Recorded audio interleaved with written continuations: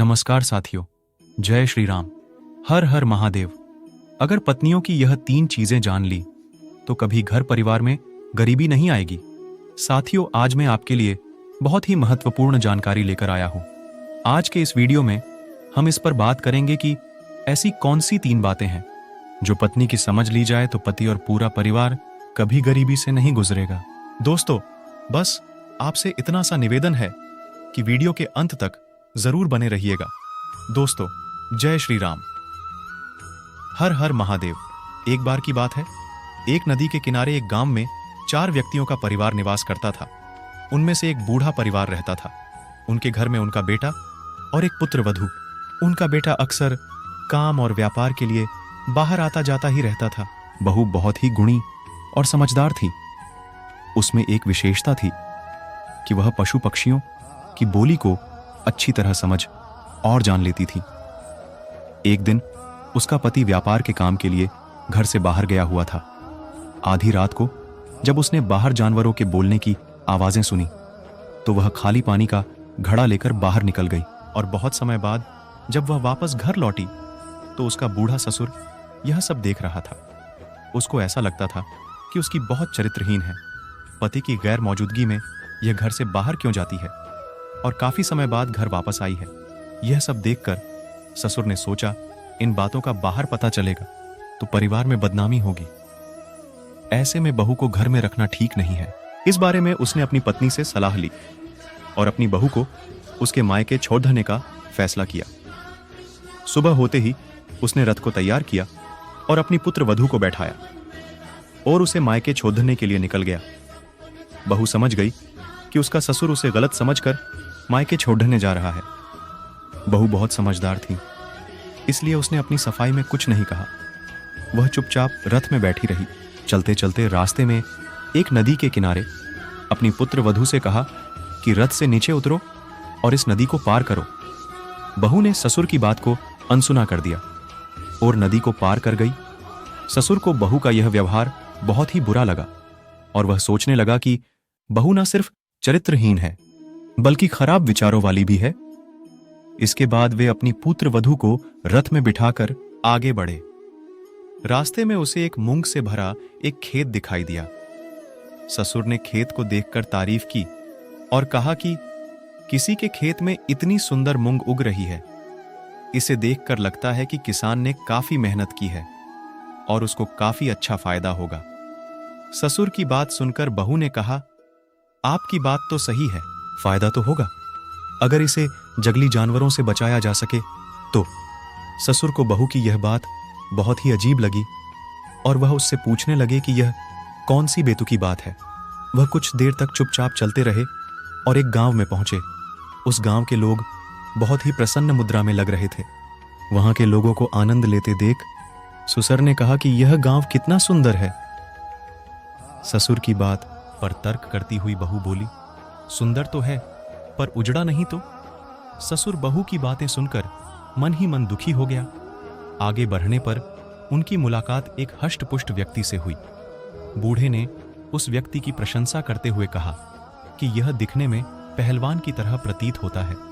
बहू फिर तर्क करती हुई बोली, पहलवान तो है, अगर पीठ पर खाकर ना आए तो। ससुर को फिर से बहू कि यह बात अच्छी नहीं लगी और वह सोचने लगा कि यह तो हर समय ही बेकार की बातें कर रही है।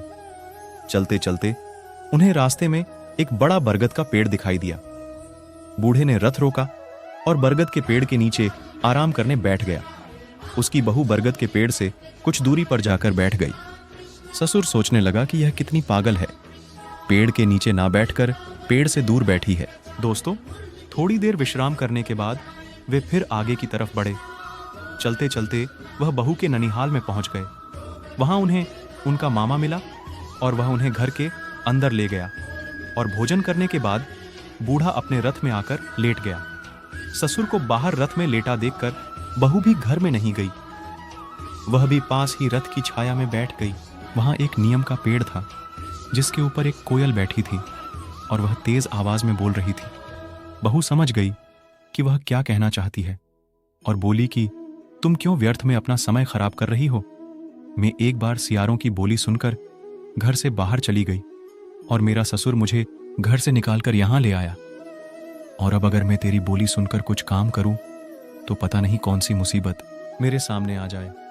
कल रात में सियारों की आवाजें सुनकर नदी किनारे गई तो वहां एक मुर्दा तैरता हुआ जा रहा था, जिसके ऊपर से मैं बहुमूल्य आभूषण उतारकर घर ले आई, जो मैंने घर में रख दिए, और उसके बदले में मुझे आज घर से निकाल दिया गया। और अब तू कह रही है नीम के पेड़ के पास सोना गड़ा है। अब मैं इसे निकालने की कोशिश करूं तो पता नहीं मेरा ससुर मुझे और कोई नया आरोप लगा है। ससुर बहू की सारी बातें ध्यान से सुन रहा था और सोने का नाम सुनकर तुरंत उठा और पेड़ के नीचे से सोना खोदकर निकाल लिया। सोना देखकर बूढ़ा ससुर बहुत ही खुश हुआ और अब वह अपनी पुत्र वधू की बहुत अधिक प्रशंसा करने लगा और तुरंत अपनी पुत्र बहू को रथ में बैठाकर घर की ओर लौटने लगा।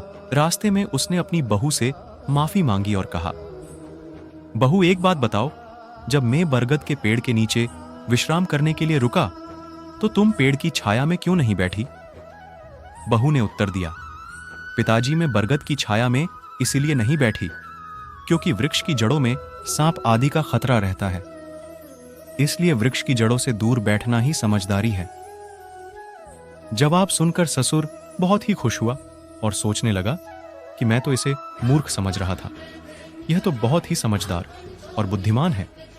फिर उसने उस पहलवान के बारे में पूछा कि मैंने जब यह कहा था कि यह नौजवान पहलवान लगता है तो तुमने कहा कि पहलवान तो ठीक है, परंतु यह पीठ दिखाकर ना आए तो इसका क्या मतलब है?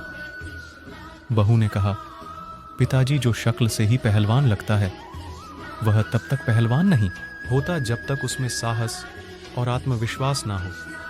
असली शूरवीर तो वही है जो पहले वार करता है और उसका वार खाली नहीं जाता। अगर जीत कर आता है तो पहलवान है और अगर हार जाए तो वह शूरवीर कहलाने के लायक नहीं है। दूसरे सवाल का उत्तर सुनकर ससुर बहुत प्रसन्न हुआ। फिर उसने उस खूबसूरत गांव के बारे में पूछा, बहू जब मैंने गांव में लोगों को खुश देखा और कहा कि यह गांव बहुत ही सुंदर है तो तुमने कहा कि गांव तो सुंदर है अगर उजड़े नहीं तो, इसका क्या मतलब है? बहू बोली, इसका सीधा सा मतलब है, हम जब गांव में पहुंचे तो सभी लोग अपनी खुशी में डूबे हुए थे, किसी ने भी हमें बैठने आराम करने के लिए नहीं पूछा। ऐसा कहा जाता है कि किसी बाहर से आए हुए अजनबी या जानने वाले का स्वागत नहीं किया जाए तो ऐसे स्थान को घर नहीं कहा जा सकता। इससे पता चलता है कि वहां के लोग असंस्कारी थे। संस्कार जहां होते हैं उसे उजड़ने में कितना समय लगता है। अपनी बहू का यह उत्तर सुनकर बूढ़ा ससुर बहुत ही प्रसन्न हुआ। फिर जब बूढ़े ने मूंग के खेत के बारे में पूछा तो बहू ने बताया कि उस खेत में ना तो किसी प्रकार का बंध लगा हुआ था और ना ही कोई रखवाली करने वाला, कहते हैं स्त्री। बालक, पशु, पक्षी, धन विद्या, अभ्यास, सज्जनों की सेवा और खेती, इनकी अनदेखी करने पर कुछ भी हाथ नहीं लगता, इसलिए इन पर सदैव दृष्टि बनाए रखे।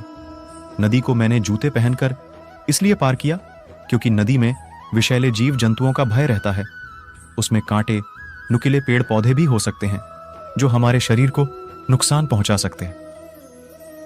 दोस्तों, बहू की बुद्धिमता और समझदारी को देखकर उसका ससुर बहुत ही प्रसन्न हुआ। वह सोचने लगा, जिसे मैं मूर्ख समझ रहा था वो तो बहुत ही समझदार निकली। मुझसे ही समझने में गलती हो गई। मैंने बिना कोई बात को जाने उसके चरित्र पर आरोप लगाया। मैं इतना मूर्ख था। मेरी पुत्र वधू में एक आदर्श श्रेणी के सारे गुण मौजूद हैं। जिन घरों में ऐसी महिलाएं होती हैं उनका कभी अहित हो ही नहीं सकता। ऐसी महिलाएं ही समाज में पद, प्रतिष्ठा और सम्मान पाने की हकदार होती है। उसी दिन से बूढ़े ससुर ने अपने घर की सारी जिम्मेदारियां बहू को सौंप दी। दोस्तों, आज की यह वीडियो कैसी लगी हमें अपनी राय जरूर बताएं। इस वीडियो को लाइक करें और अपने दोस्तों के साथ जरूर शेयर करें। और हाँ, इस वीडियो से संबंधित कोई भी प्रश्न हो जरूर पूछें। धन्यवाद। हर हर महादेव।